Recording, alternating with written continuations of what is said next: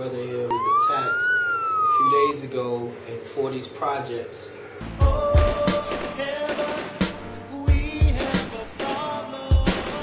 And he has several issues with several agencies and has become a victim of crime, which is black on black crime, in one of the worst forms. As you can see, the abrasions on his face and the damage to his eyes. It was Monday night, actually Tuesday morning. It's like 1:30 in the morning. I stepped out for a minute from my man's house to get some money for her for my ATM right here with her card. And I guess they were watching me or something. And when I came in the building, it was so quick. It was like 5 guys, young guys, and they just attacked me. Took my wallet, took her cash, her card, and my cell phone. And they did all of this to me. That's it. And I don't know how I passed out after that. You passed out. Who came to your aid? You don't remember? What hospital you went to? Peninsula? Peninsula. The police, I heard the police took photos of my face. But the hospital told me that. I don't remember. So what you experienced is a direct result of the poverty level that is in this area that has been induced by gentrification and a lack of love for self and education in our people. And this issue has caused many victims like yourself to feel the disparity level at an all-time high. I'm sorry that this happened. Let's go also into the other issue. April 1st, you were arrested by the police department in a drug sweep that stemmed from Edgemere Projects, which is now known as Ocean Bay Housing, to here, 40's.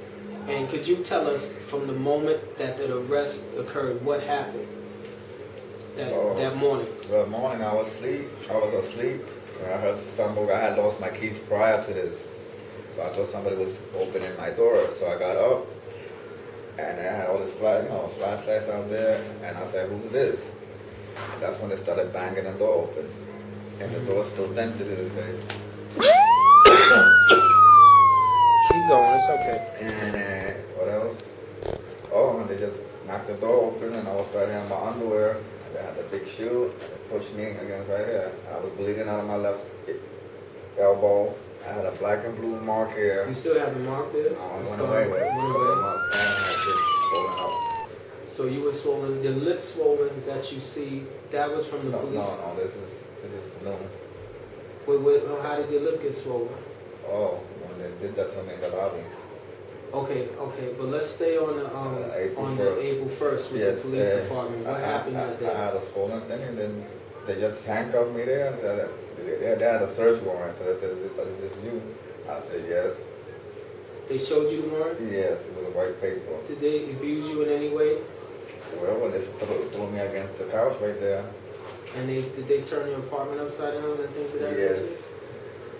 The closet, the bedroom, and the kitchen. Well, let's go into the mental abuse that you have right at this point. You know, how did you feel when you were attacked? You didn't feel like a human being? Yes, and when I got home, to this day I can't sleep right. I'm thinking somebody's gonna bang my door open. Okay, what happened to you when they took you in? Were there charges involved? They were looking for a drug dealer, but I'm not a drug dealer. So somebody snitched with people coming in my house. And they only found a little bit of paraphernalia, that's it, but that's one for my personal use. So they found a little marijuana or something like that? Yeah, like a little roach? Yeah. Alright, so for those that don't know, a roach means a little piece of a smokable blunt or a cigarette that's really of no use and no value on the street. Exactly, and they released me the same night. No charges or nothing, no bail, no fine, no summons, nothing. You didn't go to Rikers? No. You didn't go to Central Bookings? Central Bookings. You went to Central Bookings, they released you. Did you cop out to any charges? No. Did you see a judge? I saw the judge. So how did you leave? On what terms? He just told me to get into trouble. And you That's just it. left? And then the attorney told me to move out of here. That's it. You didn't pay a fine? No You didn't fine, cop no out or bail, say anything? nothing. So you just basically got released and they let you go. That's because they messed up. They got the wrong person. And you have a definite lawsuit for that because, you know, did Did they offer an explanation? Did the judge offer an apology to you? No. Did they seem sympathetic in any kind of way? The attorney, when she interviewed me while I was in the cell, she told me, she looked at my rap sheet, she looked at my age, I'm 43. She said, why now? I said, since I moved there, it's like, and then she just told me to be careful with the people I'm hanging with somebody that's to snitch on me. The judge told you that? No, the attorney. The attorney told you Told me that. That makes Before sense. I saw the judge. All right, so what have you experienced since then, now that you come back to your house? Of course, you mentioned that the door has not been replaced. Exactly. And we're going to go to the door. Let's go right to that door and open it up and look at it. We're going to look at this door. And as you can see, it has substantial damage, you know, and it needs to be replaced. You know, this is an obvious thing. Why do you think that door hasn't been replaced? I have no idea. There are other residents who were actually had gone through the same thing you have, right? And they have gotten their doors back or fixed the same night. Exactly. You went to complain to housing Several times. about this door. How soon after the arrest did you go to housing? The same day.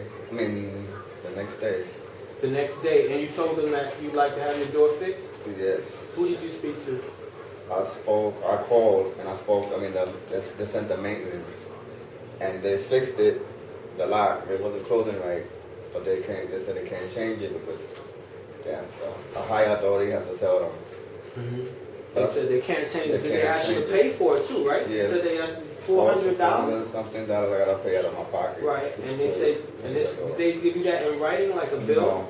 But the person that told you, do you remember who exactly told you that you had to pay $400 to have a new door after you paid your rent? You paid your rent?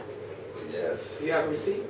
Yes. Okay, you're going to get that on account. But you have your receipt. You paid your rent on time for the month. For this month. And they tell you need $400 to get the door. Now, yeah, no, okay, it was a maintenance guy when they came to adjust the lock, the bottom lock. Uh-huh. I said, yes, why they can't change my door? They changed the door the next day, and me they haven't. He said, well, he had nothing to do with it, but it cost about $400. Well, and they're not gonna have to charge me, but if they haven't changed it, that means they're gonna charge me. They want me to pay so they can change the door, but nobody specifically said it. The maintenance guys, they just come to fix things. And right, they don't have the actual. Yeah, they came like two times. They come on a work order to fix the door, exactly. Right, right. And they just said they cost like $4 something. Okay. And you don't have to talk to management. I said, I'm not going to management. Only with the police I go to management because they're very disrespectful. And how do they, that's what I'm going to talk about. How do they treat you when you go to management? Any complaint I have, they say it's very rude. They're not Such as professional. What kind of complaints have you had in the past? Because one time I received a letter saying, I had an appointment. So I go, give it to the secretary. The secretary calls, Mr. Padilla's here. She sent him in. I go in the room. And she's very unprofessional. She's on the computer with her back towards me. She said, excuse me, how can I help you? I said, I received this letter. I don't know why you called me for. Then she looked at it. She said, I put it in her desk. She said, I don't need it. I got my own. So I put it in her pocket and she went, and it was a police report from the arrest. From the arrest. Okay. She said, yeah, you got what happened? You got arrested? I said, yes, but they released me, no charges. Or you were drug bust. I said, yes, but they ain't find none. Oh, but it was a drug bust. I said, oh, yeah, you have to see that? So